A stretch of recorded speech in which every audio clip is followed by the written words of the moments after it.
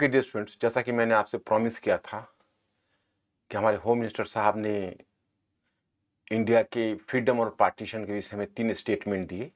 मैं आज आप सबके सामने कुछ चीजों को रखने का प्रयास कर रहा हूं। मुझे मालूम है कुछ लोगों को पसंद नहीं आएगा, मगर मुझे लगता है कि मैं नहीं बोलूंगा तो मेरे दायित्व के साथ मैं छल कर रहा हूं, इसलिए मैं बोलना चाहता हूं। उसमें दूसरा स्टेटमेंट भी उन्होंने बहुत सटीक दिया कि धर्म और राष्ट्र को अलग अलग होना चाहिए। धर्म और राष्ट्र को पृथक ना होने से वही हादसा हो सकता है जो भारत के विभाजन के समय हुआ। उन्होंने काफी चिंता जाहिर की कि आखिर पाकिस्तान का निर्माण क्यों हुआ।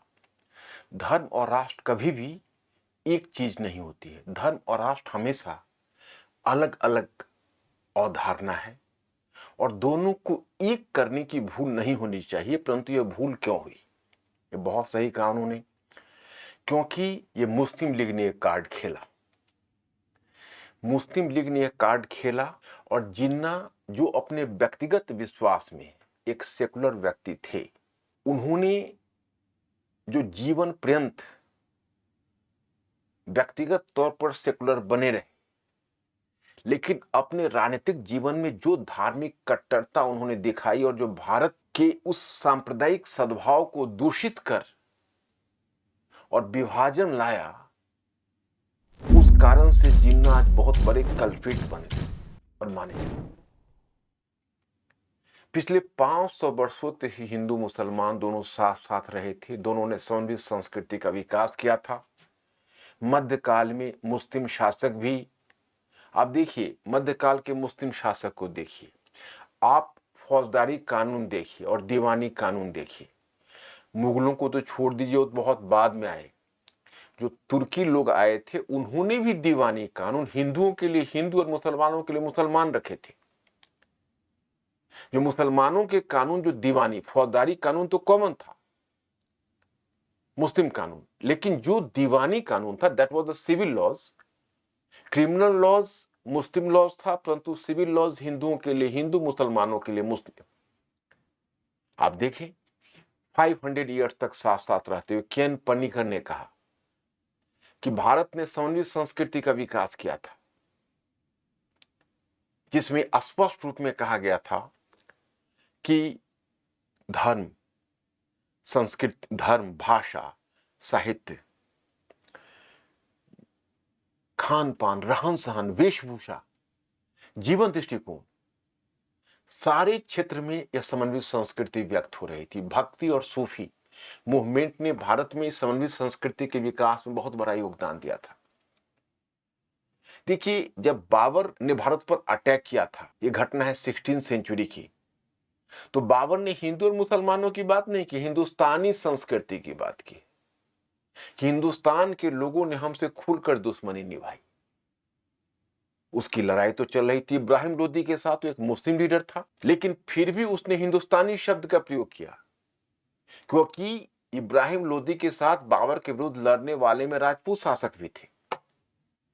तो धर्म के आधार पर जब मध्यकाल में इस तरह का वाटर टाइट कंपार्टमेंट नहीं बना, हाँ ठीक है, मध्यकाल में क्योंकि इस्लाम में कल्चरल वायलेंस भी था और इस्लाम में धर्म और राज्य दोनों का पिक्चर ब्लर्ड था, इसलिए जो कुछ मुस्लिम शासक जानबूझकर अपनी राजनीतिक नीति को वैधता देने के लिए धर्म का स्लोगन देते थे, कई बार जिहाद शब्द का भी प्रयोग कर देते थे, मंदिर तोड़ने की भी कुछ घटना हुई, लेकिन ओवरऑल जो पॉलिसी थी वो ओवरऑल पॉलिसी कभी भी बहुत बड़ा क्लीवेज क्रिएट करके और हिंदू और मुस्लिम ये दो वाटर टाइट कंपार्टमेंट में डिवाइड करके शासन हुआ ही नहीं। और ऐसा करना उनकी मजबूरी थी, क्योंकि हिंदू बहुसंख्यक थे। उनके आप देखिए ब्यूरोक्रेसी में हिंदू भरे पड़े थे। अब मुगलों से पहले भी लोग कहते हैं अकबर ने राजपूतों को अपनी मनसबदारी में लिया, लेकिन अकबर से पूर्व आप सोचिए कि अकबर से लड़ने जो आदिल शाह सुर की तरफ से यानी अफगानों की ओर से लड़ने जो पानीपत का सेकंड बैटल आया था, हेमू, वो कौन था? हिंदू। अब एक हिंदू अगर उस समय वजीर के पद पर पहुंच गया था, जो बाद में अपने आप को अपने किंग को डिपोज करके अपने आप को बादशाह भी घोषित कर दिया, वो इस बात को दर्शाता है कि हिंदू ब्यूरोक्रेसी में खुले पड़े थे। तो इसलिए ऐसा मान लेना कि भाई ये केवल मुस्लिमों की चीजें हैं या फिर मतलब मध्यकाल में धर्म के आधार पर ही केवल विभाजन था, ऐसा नहीं था। अब जब हम आधुनिक काल में आते हैं तो आधुनिक काल में तो पूरा कंपोजिशन चेंज हो गया था। दुनिया में आप यूरोप भी देखिए, मध्यकाल में धर्म के नाम पर यूरोप में भी शासन हुआ। वहां पर तो इतनी धार्मिक कट्टरता थी, Roman Catholic, Protestant, state craft भी धर्म के आधार पर बटा हुआ था। लेकिन चलिए पश्चिम में पुनर्जागरण आया, इनलाइटेनमेंट आया, तो इनलाइटेनमेंट तो लेट से आया लेकिन पुनर्जागरण आ गया, तो धीरे धीरे उसका भी ट्रांसफॉर्मेशन होता हुआ चला गया।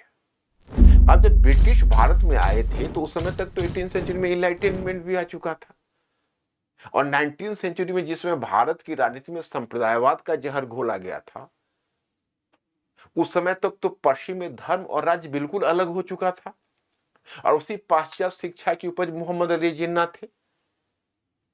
लेकिन वही मोहम्मद अली जिन्ना जो पहले सेकुलर पॉलिटिक्स से अपने आप को, धर्मनिरपेक्ष राजनीति से अपने आप को जोड़ा हुआ था, जब गांधी जी के आगमन के बाद जब मास पॉलिटिक्स का एरा शुरू हुआ, जब जन आंदोलन का युग शुरू हुआ, और जिन्ना को लगा कि अब हमारा कद इसमें छोटा हो जाएगा, अब ये हम मास पॉलिटिक्स, क्योंकि जिन्ना तो बैठ के ड्राइंग रूम में पॉलिटिक्स करते थे, बहुत सारे हिंदू लीडर्स भी थे जो ड्राइंग रूम में बैठकर पॉलिटिक्स करते थे, संवैधानिक राजनीति में विश्वास करते थे, आपस में चाय और कॉफी पीते हुए राजनीति दांवपेच खेलते थे और विधानमंडल में जाकर स्पीच देते थे, या समय समय पर कांग्रेस का अधिवेशन लाकर अपना आक्रोश जाहिर करते थे ब्रिटिश के विरुद्ध।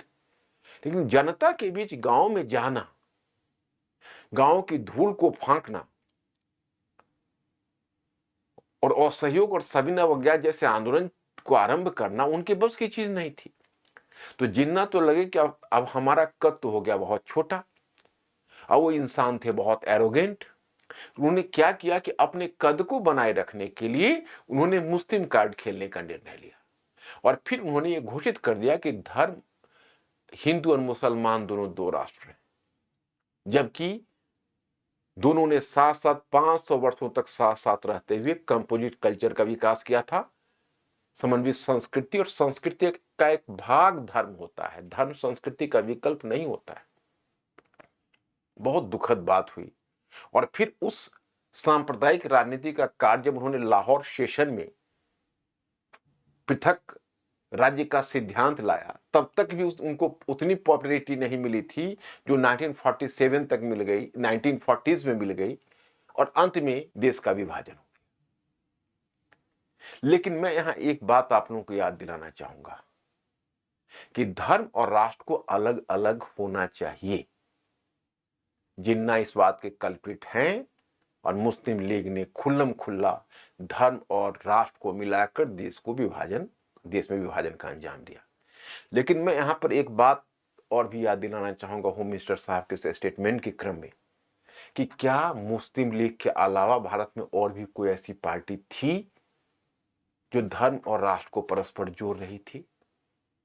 तो आपको ये मिलेगा कि हां, हिंदू महासभा के अध्यक्ष जो बी डी सावरकर थे, उन्होंने भी अपने हिंदुत्वा नामक पुस्तक में धर्म और राजनीति को परस्पर मिलाने की, धर्म और राष्ट्र को परस्पर मिलाने की कोशिश की थी, और सांस्कृतिक राष्ट्रवाद की अवधारणा दी थी। उन्होंने कहा था, हम एक भौगोलिक क्षेत्र में निवास करते हैं, लेकिन फिर भी हम एक राष्ट्र के नहीं हो सकते अगर हमारी पितृभूमि और हमारा तीर्थ स्थल दोनों भारत में नहीं। तो यह गलती तो जिन्ना ने की, तो यह गलती तो फिर औरों ने भी कर डाली। लेकिन बात रह गई यहां कांग्रेस की, तो कांग्रेस ने तो अंत तक धर्मनिरपेक्ष राजनीति की। उस समय, मैं इस कांग्रेस की बात नहीं कर रहा, मेरे ऑडियंस आप ये गलत ना समझे कि हम राहुल गांधी और सोनिया गांधी कांग्रेस में वर्तमान राजनीति से हमें कोई लेना देना है। हम आपको इतिहास में लेकर चल रहे, लेकिन वर्तमान के साथ इंसाफ हो, इसके लिए इतिहास के पन्नों को निष्पक्ष होना आवश्यक है। हालांकि मैं आपको बताऊं, और मैंने खुद ही आपको समझाया और बताया है कि ऑब्जेक्टिव हिस्टोग्राफी नहीं हो सकती। कभी भी इतिहास, कोई भी सोशल साइंस ऑब्जेक्टिव नहीं हो सकता। मेरे अपने ही विचार के अपने ही अंदर से खंडन निकलेंगे, इसमें कोई शक नहीं। लेकिन जो साइंटिफिक एविडेंस है वो तो नहीं बदलेगा। साइंटिफिक एविडेंस तो एक है कि जिन्ना ने क्या कहा, सावरकर महोदय ने क्या कहा, हिंदुत्व पुस्तक में क्या लिखी हुई है। हम सावरकर जी को थोड़ा बचा सकते हैं। हम यह भी कह सकते हैं कि हाँ, सावरकर जी ने यहाँ गलती की। हम यह भी कह सकते हैं कि नहीं, सावरकर जी इन परिस्थितियों में की। हम कंटेक्स्ट बदल सकते हैं परंतु स्टेटमेंट नहीं बदल सकते। तो कॉन्टेक्स्ट और अलग चीज है, स्टेटमेंट अलग चीज है।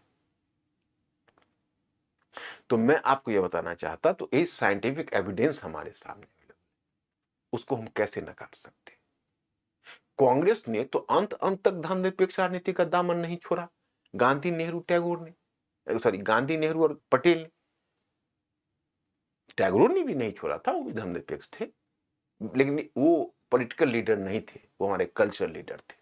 तो मतलब ये हुआ कि कांग्रेस ने जब 15 अगस्त 1947 को भारत का विभाजन भी हुआ और कांग्रेस ने जब विभाजन के प्रपोजल को भी स्वीकार किया, तो कांग्रेस तो अंत तक यही कहती रही कि हम विभाजन को व्यवस्था में स्वीकार करते हैं, क्योंकि साथ चलना कठिन हो रहा है।